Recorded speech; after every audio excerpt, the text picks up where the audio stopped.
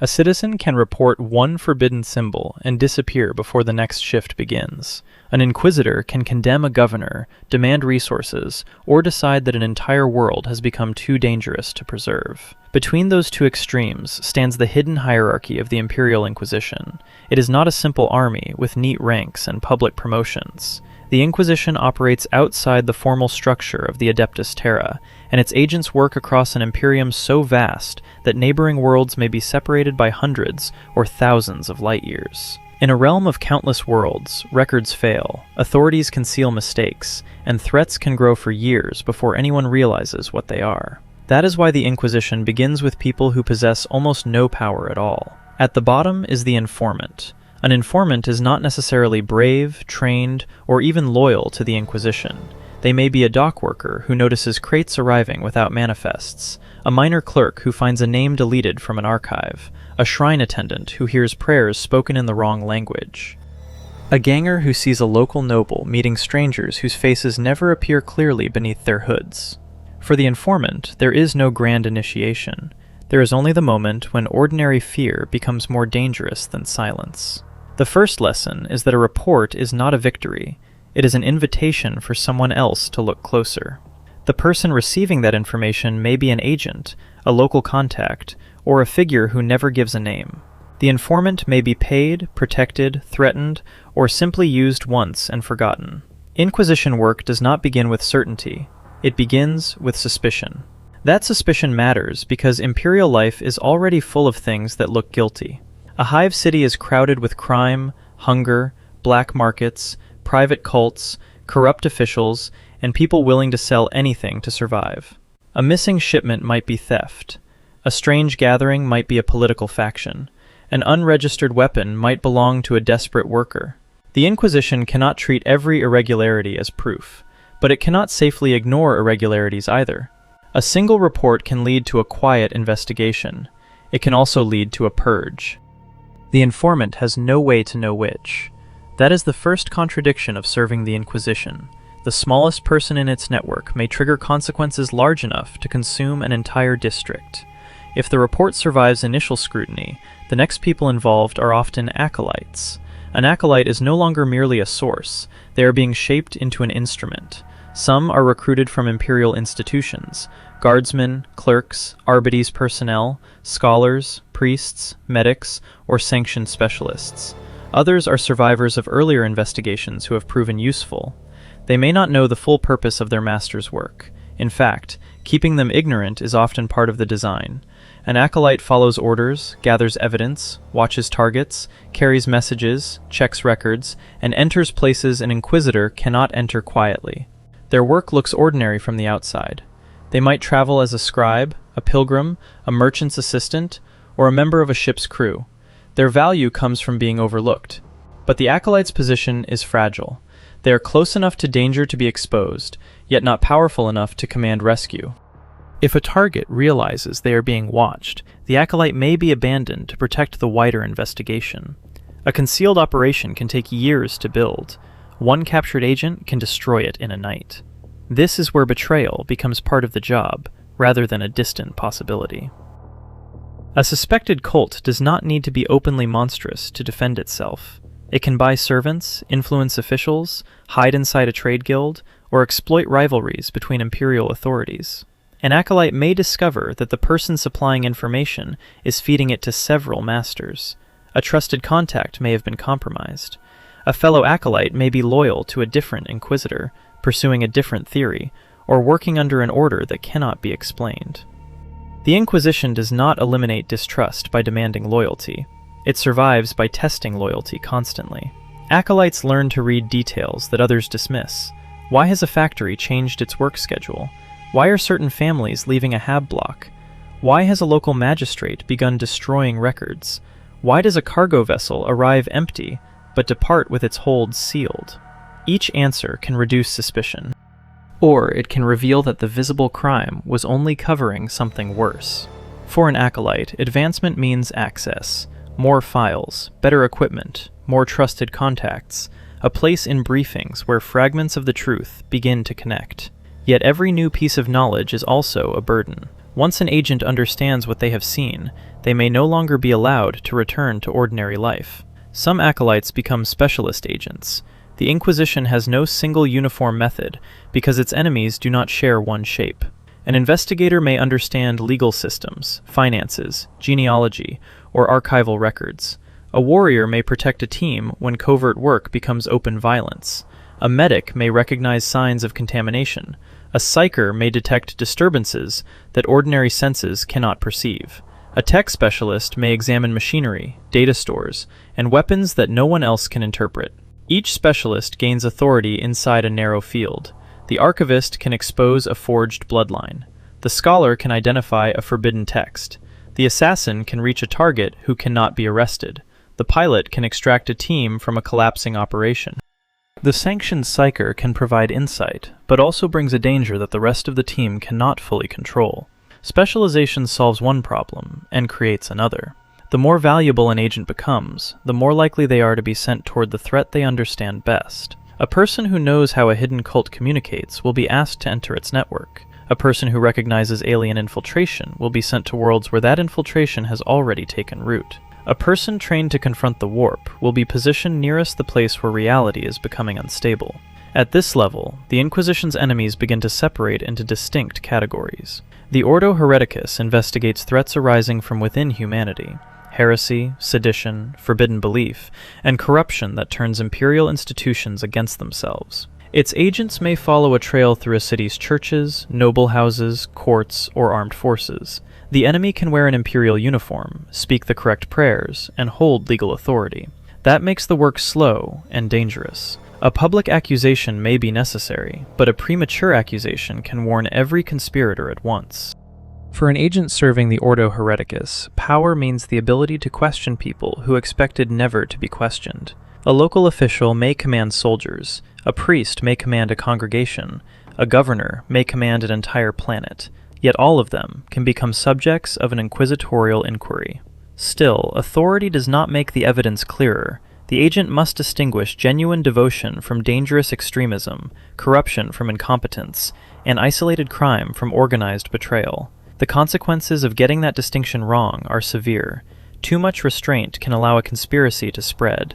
Too much force can turn fear into rebellion and destroy evidence before the truth is known. The Ordo Xenos faces a different kind of uncertainty. The Imperium is threatened by alien powers on many fronts. Imperial forces fight orcs and demons on Armageddon, battle the expanding Tau Empire around the Nemyar Atoll and Chalnoth Expanse, resist Necron designs in the Pariah Nexus, and confront the advance of Hive Fleet Leviathan in the Fourth Tyrannic War.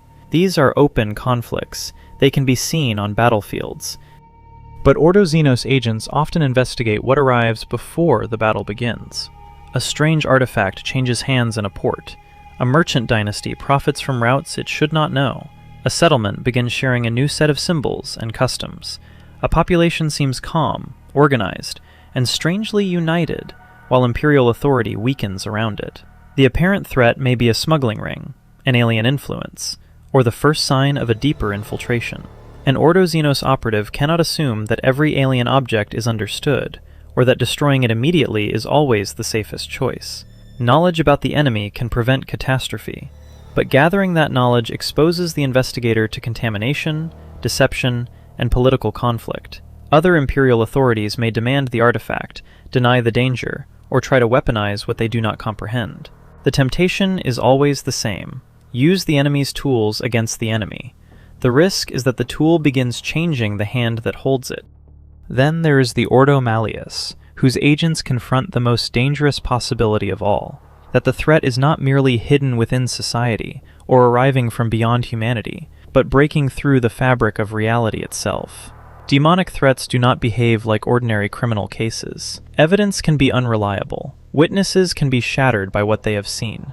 A location may become dangerous simply because something was summoned, invoked, or allowed to manifest there. The line between investigator and victim becomes thin. An Ordo Malleus agent must still collect facts. Which people were present? What objects were used? What changed in the place? Who had access? But ordinary procedures may not be enough when the warp has touched an investigation. The agent may need protection from trained companions, specialists in forbidden lore, and forces prepared for a confrontation no civilian authority can handle. This is where the Inquisition's secrecy becomes a weapon and a cost. The wider population cannot be told every detail. Panic can spread faster than a verified threat. Yet secrecy leaves the public unable to understand why people vanish, why districts are sealed, or why an imperial force suddenly turns its weapons inward. A specialist agent who survives these investigations can become part of an Inquisitor's retinue. A retinue is not a ceremonial court. It is a working body built around a single investigation and a single master. Its members may include acolytes, scholars, warriors, psychers, medics, technical experts, informants, and trusted operatives from other imperial organizations. The group exists because no Inquisitor can personally watch every suspect, read every archive, fight every battle, and interpret every danger. In a retinue, rank becomes less important than trust.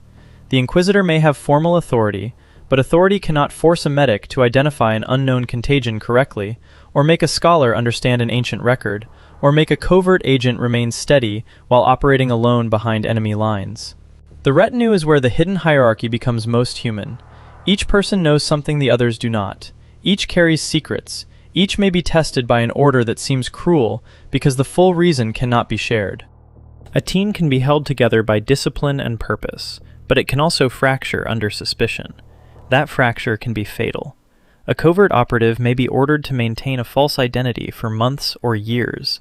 They may be forced to earn the trust of criminals, heretics, or alien collaborators.